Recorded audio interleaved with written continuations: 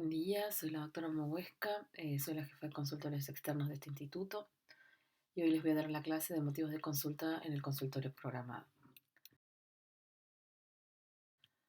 La primera pregunta que uno se hace cuando habla de un consultorio es preguntarse a qué vienen los pacientes, por qué vienen a visitarnos.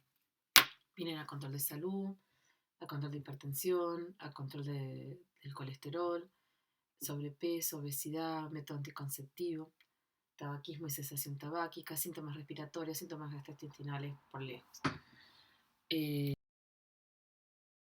¿Cuáles son los problemas frecuentes que atendemos? Atendemos problemas que tienen que ver con el control de salud, con el control de infecciones respiratorias, con hipertensión otra vez, con traumas leves, infecciones urinarias, el cuidado prenatal, cardiopatía isquémica, diabetes, depresión, dermatitis, obesidad, osteoartritis, los posoperatorios, diarrea, otitis, rinitis, fractura.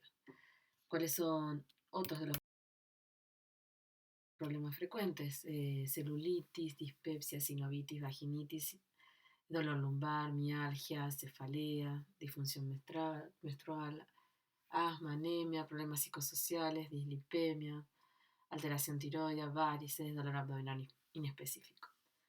¿Quiénes somos los médicos que atendemos estas necesidades? ¿Qué necesitamos tener? ¿Cuáles son nuestras virtudes? ¿No? Son habilidades cognitivas útiles, técnicas de comunicación. Tenemos que saber que no hay que iniciar los estudios ni demasiado precozmente ni demasiado tarde. ¿Qué impacto tienen los procedimientos en salud? Evitar estudios inútiles. ¿Qué sistemáticas vamos a usar? ¿Qué vamos a prescribir? ¿Por qué vamos a prescribir? Entender que cada vez que uno prescribe genera todo un movimiento en el paciente. Conocer los recursos. ¿A qué nos dedicamos en el consultorio? Hacer prevención, sobre todo en los tres niveles: prevención primaria, a aquellos pacientes que están asintomáticos y que queremos inculcarles hábitos de vida saludables y evitar que se enfermen. Prevención secundaria, una vez que ya tuvieron la enfermedad y están convalecientes, eh, encontrar, o no están convalecientes, perdón, y empezar el rastreo del problema, la búsqueda del problema antes de que se manifieste. Eso se llama detección preclínica. El control de los factores de riesgo. Y la prevención terciaria es evitar las complicaciones de la enfermedad ya instalada. Los servicios médicos preventivos constan de conductas de salud como el uso del casco, la cesación tabáquica, el evitar el cigarrillo, la anticoncepción, la vacunación y las pruebas de detección. ¿Cuál es el beneficio de hacer esta tarea? ¿No es cierto? Tiene que ver con evitar el tabaquismo, el tabaquismo, la dieta no saludable, la actividad física son responsables de 1 cada 3 muertes en Estados Unidos. Favorecen el desarrollo de obesidad, de enfermedad coronaria, de accidente cerebrovascular, cáncer, diabetes, enfermedad pulmonar obstructiva crónica.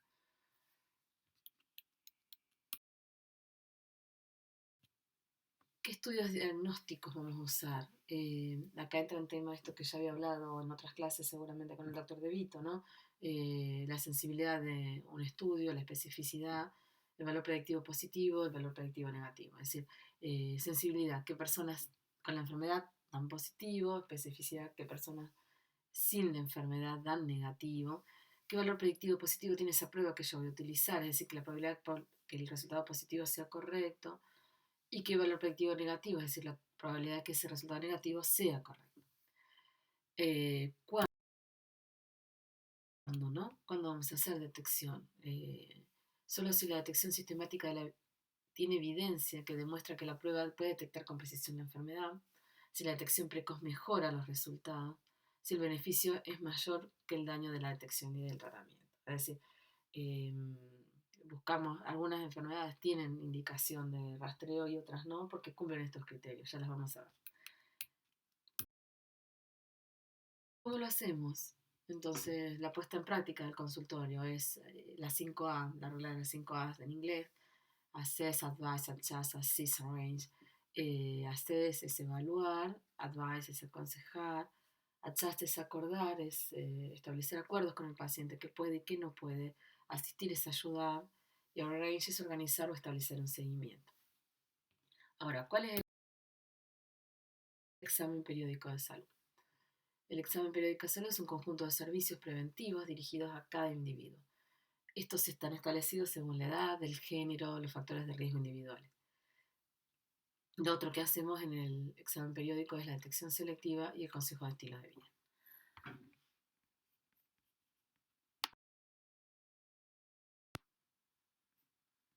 Bueno, ¿y qué hacemos en el examen de salud? En el examen de salud hacemos la historia clínica, valoramos el riesgo, damos el consejo médico, hacemos intervenciones de conducta, promovemos hábitos saludables, vacunaciones, quimioprofilaxis, hacemos el examen físico. Volviendo al tema de la detección selectiva y eficaz, para qué enfermedades nosotros vamos a hacer detección selectiva? Esto pasa cuando, ¿cuáles son? Son las enfermedades que sean causa importante de morbimortalidad, que la detección selectiva pueda detectar la enfermedad en forma precozmente, en la fase preclínica o presintomática. La detección precoz y el tratamiento por sintomática. La detección es aceptable, segura y costo efectiva. Esta detección selectiva cumple con los criterios de Frame y Carlson, que son de alguna forma los que reglamentan cuáles son los estudios que se pueden realizar o cuáles estudios tienen sentido afrontar y estimular en el paciente. Para esto la condición debe justificar el rastreo, debe tener un periodo asintomático durante el cual la detección y el tratamiento reducen la morbimortalidad. El tratamiento de la fase asintomática debe ser mejor que en la fase sintomática. Los estudios de rastreo deben ser efectivos, eficaces y costo efectivos, es decir, el sistema de salud puede poder afrontarlos, y cuando uno larga un estudio para detección, por ejemplo, del cáncer de colon, tiene que tiene que tener los recursos para poder soportar la carga de pacientes que van a llegar. El daño potencial de la intervención debe ser menor que la del tratamiento en la etapa sintomática. Bueno, ¿cómo evaluamos el riesgo? ¿Qué riesgos evaluamos en nuestros pacientes en el consultorio? Preguntamos acerca de los hábitos, a- eh, preguntamos acerca de los hábitos del paciente, si fuman, si beben alcohol, qué dieta hacen, si tienen actividad, si hacen actividad física, qué conducta sexual tienen, qué historia familiar de cáncer, de enfermedad coronaria, qué lugar de residencia. El consejo médico tiene que ver con las intervenciones respecto al consumo de alcohol, con respecto al tabaco, con respecto al uso de drogas ilegales, con respecto a la dieta, qué calorías, qué grasas, qué aporte de calcio, con respecto a la actividad física, qué actividad, cuándo, cómo, con respecto a la conducta sexual, anticoncepción, prevención de enfermedades de transmisión sexual. Otra de las cosas que hacemos en el consultorio externo tienen que ver con detectar factores de riesgo, eh, otros factores de riesgo, como puede ser el control del peso, que lo hacemos con el peso, la talla y el índice de masa corporal, en donde la presión arterial, que debe ser registrada por lo menos cada 2 años en adultos jóvenes, la detección del uso o el abuso de alcohol, la detección de depresión. Cuando el paciente se siente abrumado o se está deprimiendo, su primer puerta de entrada es el consultorio de clínica, de ahí que debemos ser eh, atentos o celosos de escuchar y ver qué es lo que está pasando, de preguntar. La dislipemia, ¿cuándo se rastrea? ¿En quién se rastrea? Está indicado para varones mayores de 35 años sin historia previa y en mujeres mayores de 45 años, y esto se hace cada 5 años. ¿Por qué? Porque el impacto del colesterol se va haciendo en el tiempo, no es de un día para el otro. De ahí los tiempos de repetición. En rastreo de cáncer de colon lo mismo, mayores de 50 años en pacientes asintomáticos. Y otra vez, el tiempo de repetición es importante saber para no abrumar al paciente y para no sobrepasar el sistema de salud. La mamografía en mujeres mayores de 50 años cada 2 años. Eso está en revisión. Ahora parece ser que las mujeres que podría ser en las mujeres que hacen bien los controles, que podría ser un poquito más catra. Lo mismo que el PAP. ¿Qué signos buscamos? Ahora sí, vamos al examen físico y vamos a ver qué es lo que hacemos con nuestro paciente sano, asintomático en el consultorio. De los signos más importantes son el peso, la talla, el índice de masa corporal. El índice de masa corporal los invito un minuto a que lo hagan ustedes. Es el peso de ustedes dividido la talla al cuadrado. Eso da un valor. Tómense un minuto, paren la diapositiva y háganlo ustedes para ustedes mismos, así van practicando. Los valores normales son de 18,5 a 24,9. Menos de 18,5 es bajo peso. Entre 25 y 29,9 es sobrepeso. Entre 30 y 35 es obesidad clase 1. 35 a 39,9 es clase 2. Y mayor a 40 es obesidad clase 3. Otro signo es la presión arterial, que es la presión arterial normal, cuál es la presión arterial aumentada. Menos de 120/80 es una presión normal. Prehipertensión es de 120 a 140, de 139 exactamente, de sistólica y 80-89 de diastólica. Hipertensión grado 1, 140-159 o 90-99 de la diastólica. Hipertensión estadio 2, más de 160, más de 100. Hay que tener en cuenta que cuando uno va a tomar la presión, tiene que lograr un ambiente en el consultorio. El paciente no tiene que haber corrido en los últimos 5 minutos, no tiene que estar asustado, no tiene que haberse peleado con la recepcionista o con el mismo doctor en el momento que entra. Todo eso tiene que estar en un lugar en silencio. Todos esos detalles hacen a la medición de la presión arterial. Por otro lado, un registro de hipertensión arterial no hace al diagnóstico de enfermedad.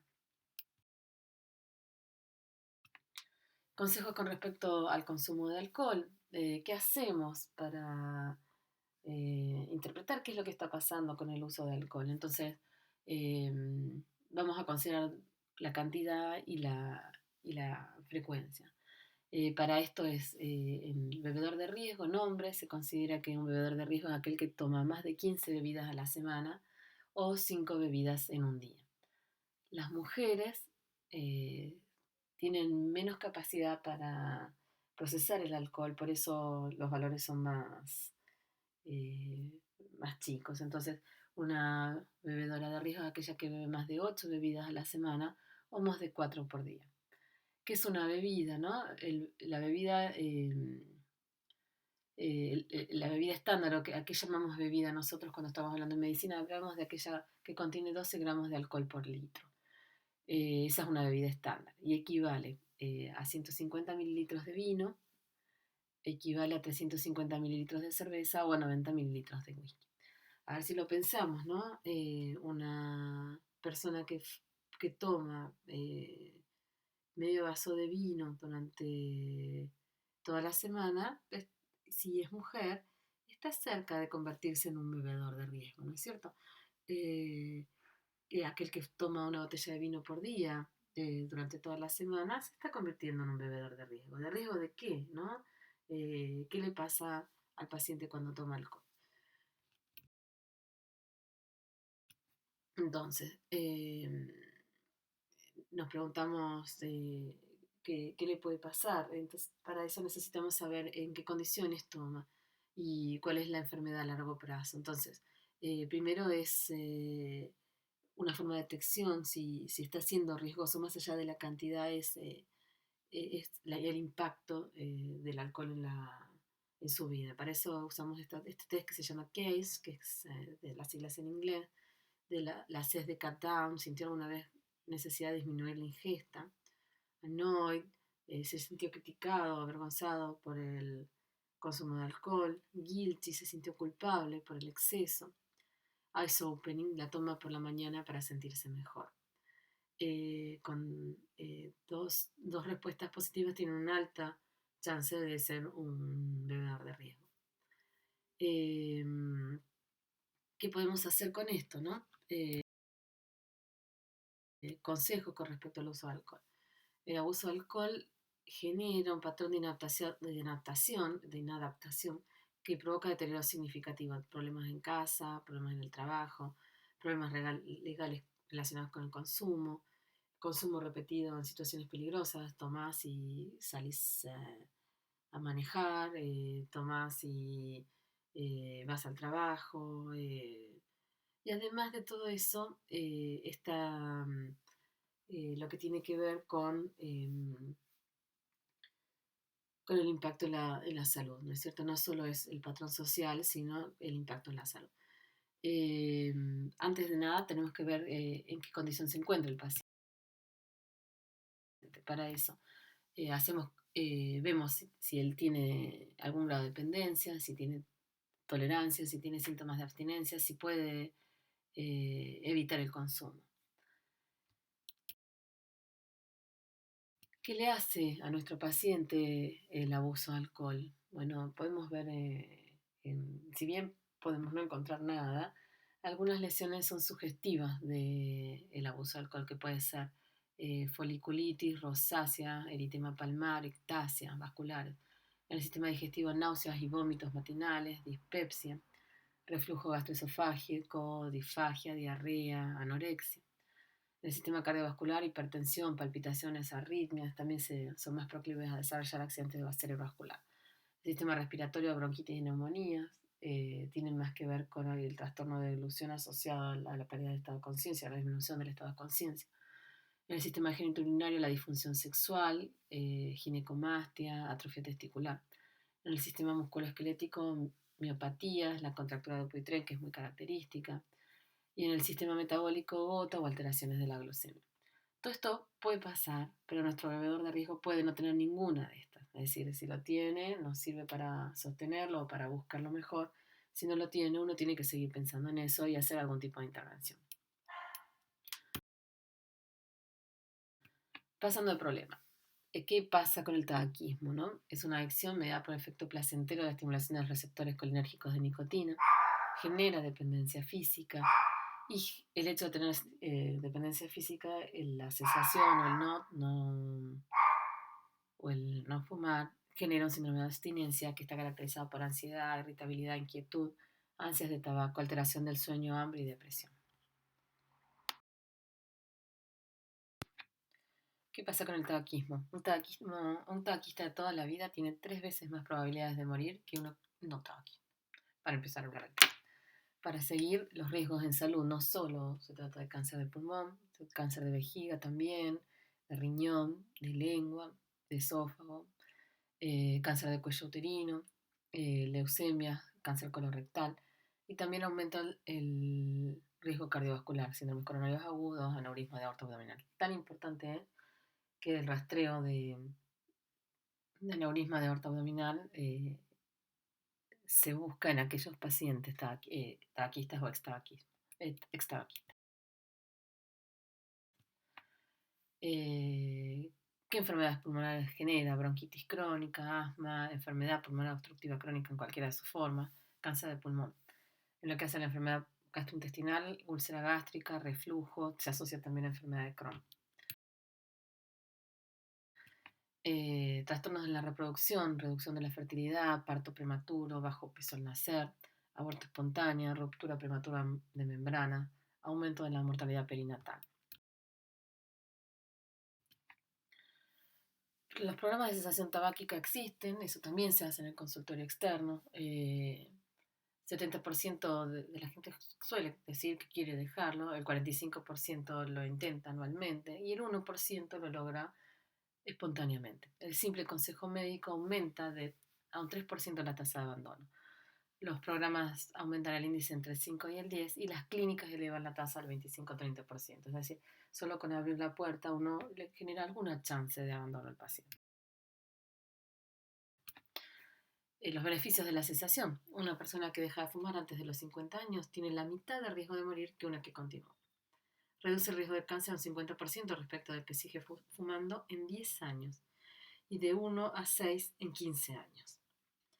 El riesgo de infarto de miocardio es igual a los no tabaquistas en un par de años, 2 o 3 años vuelven al riesgo habitual. Y la disminución del volumen expirado forzado en el primer segundo se enlentece con dejar de fumar. El volumen expirado en el primer segundo, el BEF1, es un Es uno de los ítems que uno evalúa cuando hace una espirometría, que son las pruebas de función pulmonar, que más adelante seguramente van a conocer. ¿Qué pasa con la depresión? El primer tema que uno tiene que tener muy presente es que el paciente cuando empieza a deprimirse no va al psiquiatra. El sistema de salud es muy hostil para el psiquiatra. Va al clínico y se queja, y a veces se queja de dolores, se queja eh, en general de sintomatología trivial que lo abruma. Y el hecho de rastrearlo abre la puerta a la posibilidad de brindar ayuda a esos pacientes. Entonces, eh, dos preguntas muy sencillas. Durante las últimas 2 semanas, ¿se ha sentido triste, deprimido o desesperado? Y la otra, durante las últimas 2 semanas, ¿ha sentido desinterés o desgano por hacer las tareas? Estas son las llaves del diagnóstico. Eh, Creo que uno tiene que ser muy prudente y además, una vez detectado, tiene que poder instrumentar qué va a hacer con eso. De nada sirve hacer la detección si después no le va a brindar el soporte o no va a colaborar para que el paciente encuadre y se pueda proteger. ¿Qué factores de riesgo vamos a evaluar? Las mujeres de 21 a 65 años tienen que hacer un PAP cada 3 años. La densitometriosis en mujeres mayores de 65 y en pacientes de riesgo. La evaluación oftalmológica desde los 40 es anual, la de audición mayores de 65 anual, y rastreo de aneurisma de aorta abdominal en tabaquistas y ex tabaquistas mayores de 65 años, como habíamos dicho antes. ¿Qué otros consejos podemos dar? La prevención de lesiones, el manejo seguro, el uso de casco, la prevención de la enfermedad dental, el lavado periódico, el control periódico odontológico. ¿Qué pasa con las vacunas? Este es el calendario oficial de inmunizaciones, ahora se los explico mejor. La verdad que los que están bien entrenados en esto son los pediatras, si bien nosotros los recibimos vacunados habitualmente, el plan de vacunas genera situaciones hasta los 16 años. 16, que es la doble, difteria, tétano, y después nos toca a los clínicos y a los obstetras en general o a los cirujanos el seguir aportando las vacunas. ¿Qué vacunas? ¿No es cierto? Mayores de 18 años, la vacuna antigripal, mayores de 18 años son nuestro target, ¿no es cierto? Menores están en el pediatra todavía. ¿Qué vacunas vamos a implementar? La vacuna antigripal está recomendada a mayores de 50 años de forma anual. Tiene que ver, perdón, no es de 50, es de 60 años anual, y tiene que ver con, o con las personas en riesgo, ¿no? Los trabajadores de la salud, los docentes de los jardines, los que trabajan en geriátricos. La vacuna antigripal es esta, la vacuna antineumococo mayores de 65 años, una sola dosis. Ahora se vio que hay dos vacunas, una es la Prevenar 13 y otra es la Neumo 23, habla del número de polisacáridos que tienen que aportan. Em, em, a ver, la del neumococo se usa una sola vez en la vida, la segunda dosis nuevamente después de los 5 años en aquellos que tienen un sistema inmunológico debilitado, si le aplicaron la primera dosis antes de los 65, si el sistema inmunológico no está funcionando bien, si tiene enfermedad renal crónica o síndrome nefrítico, si padece drepanocitosis o si le extirparon el vaso. En esos casos, esos pacientes tienen indicación de recibir. Las otras vacunas que nos ocupamos es la doble, que se hace cada 10 años, y la del HPV, que ya está dentro del plan de vacunación en varones y niños entre los 11 y los 12 años. ¿Qué pasa con la vacuna del neumococo? Hay dos, la de la Prevenar 13, que tiene polisacáridos conjugados 13, que tiene una gran eficiencia para generar inmunogenicidad, y tiene mejor cobertura en cepas de neumococo. Las no conjugadas, que son 23, se recomiendan en adultos mayores de 65 simultáneamente con la antigripal. Si vamos a dar las dos vacunas para ampliar la cobertura, que es lo que se está implementando ahora, se usa primero la 13 y después la 23, y debe haber un intervalo de 8 semanas entre la primera y la segunda. Cualquiera de las dos sí se puede aplicar con la del antigripal. ¿Qué otra cosa hacemos? Quimioprofilaxis. El ácido fólico se usa 1 miligramo durante la búsqueda de un embarazo hasta 12 semanas del embarazo. Tiene como objetivo la prevención de los defectos del cierre del tubo neural. Y la aspirina en pacientes con factores de riesgo coronario.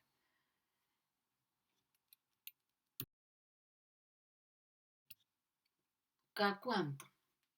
¿Cada cuánto tiene? Es como la BTV del auto. ¿Cada cuánto? El Estado nos obliga a llevar nuestro auto una vez al año. Nosotros a los pacientes también los citamos a veces demasiado seguido o demasiado esporádico si no acceden al sistema de salud. ¿Cada cuánto tienen que venir? De los 11 a los 24 años es cada 3 años. De los 25, estamos hablando siempre del paciente sano, ¿no es cierto? De los 25 a los 65, también cada 3 años. Y en mayores de 65 recién tiene sentido el control anual. ¿Qué hacemos del examen físico en nuestros pacientes? Siempre hablando del paciente sano asintomático. Los miramos, vemos sus caras, vemos su manera de hablar, de moverse, de caminar.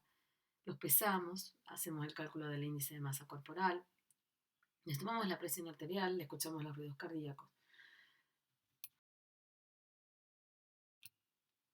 Les tomamos el pulso. Para tomar el pulso se usan los 3 dedos centrales de la mano y vamos a escuchar, vamos a tomar en cuenta las características de ese pulso. Una de las características es la frecuencia, cuántos latidos por minuto. La frecuencia alta o la frecuencia baja se llama bradifigmia o taquifigmia. Percibimos si es regular o irregular, si las pausas diastólicas son iguales. Percibimos si las veces que nos toca en el dedo ese pulso es siempre igual o es diferente.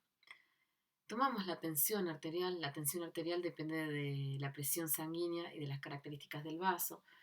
En general en medicina tensión y presión se usan como equivalentes, si bien son dos, una es complementaria con la otra. Percibimos la altura del pulso que depende de la presión diferencial. La presión diferencial a su vez es la diferencia entre la sistólica y la diastólica, ¿no es cierto? Que es de alguna forma la presión de perfusión. Y la celeridad, de alguna forma, es percibir cuánto tarda en tocarnos o cuánto dura eso que percibimos en nuestros dedos. Para ver los dibujos en dibujito. Esto es un pulso arterial normal. Ustedes ahí ven cada cuánto nos toca, cuál es el tiempo que tarda en subir, esa es la pendiente de la curva, cuántas veces, cómo es eso, cómo se percibe en la mano, ¿no es cierto? Eso es un pulso arterial normal. Este es el dibujito de un pulso Zeller. El pulso Zeller es característica de la insuficiencia aórtica. Es un pulso que llega muy rápido y que es muy fácil de encontrar. Y es no y es regular, ¿no es cierto? Es regular, pero tarda muy poquito en tocarnos y tarda muy poquito en irse. Un pulso picudo y fácil de encontrar. ¿Qué pasa en otras arritmias? Por ejemplo, el pulso bigeminado, uno percibe primero que es irregular y después que cuando presta atención a lo que llega a los dedos, nos toca de distinta manera. Eso se ve en el pulso bigeminado. En cambio, en la fibrilación auricular nos llega a un pulso que es caótico, es todo el tiempo desordenado, es tanto en la frecuencia como en la percepción de la amplitud. ¿Qué hacemos para medir la presión arterial? La presión arterial es la fuerza de la sangre sobre la superficie de la arteria. La tensión es la fuerza de magnitud similar a la presión arterial que se opone a la misma. Es la fuerza del vaso en contra de la presión de la sangre. La presión diferencial es la diferencia entre la sistólica y la diastólica. Y la presión arterial media es una presión constante que asegura el flujo sanguíneo. ¿Cómo tomamos la presión? Esto lo hacemos en clase, o lo hacíamos en la clase presencial. Practicamos, tomamos las presiones entre compañeros. Algunos detalles a tener en cuenta es que el largo del manguito debe ser de 2/3 del largo del brazo del paciente, que el ancho del manguito tiene que ser 2/3 de la circunferencia del brazo del paciente. Por eso habla de manguito de largo y ancho adecuado. El paciente tiene que estar cómodo, debe estar por lo menos entre 5 y 10 minutos en una situación de no estrés, debe sentirse eh, com- sí, cómodo, tranquilo. Y lo que escuchamos son los ruidos después de inflar el manguito por encima de la presión arterial, es decir, palpamos el pulso mientras inflamos el manguito. Una vez que desaparecen los pulsos de la palpación, inflamos 10 milímetros más. Después apoyamos el manguito en donde habíamos encontrado la presión del pulso en el pliegue del brazo. Vamos desinflando lentamente y escuchamos cuando empiezan a aparecer los ruidos. El primer ruido que aparece es el de la presión sistólica y el último ruido antes del silencio auscultatorio es la presión diastólica. Entiendo que es muy difícil interpretar desde la palabra. Esto es algo que hacemos habitualmente y que vamos a practicar cuando nos encontremos. Bueno, desde ya les agradezco muchísimo, espero que hayan podido entender. Estoy a su disposición.